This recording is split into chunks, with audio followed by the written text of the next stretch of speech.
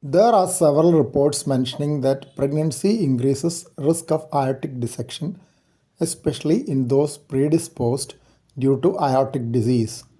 A study published in Circulation by Kamel H and Associates noted 5.5 cases of aortic complications per million patients during pregnancy and postpartum period. The corresponding rate 1 year later was 1.4 per million.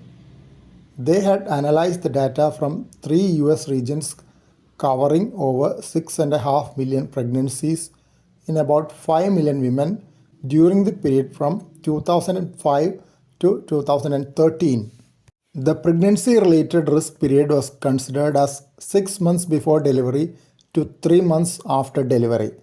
An equivalent 270-day period 1 year later was used for comparison in this cohort crossover study using data on emergency department visits and acute care hospitalizations. The study included women 12 years or older with labor, delivery, or abortion.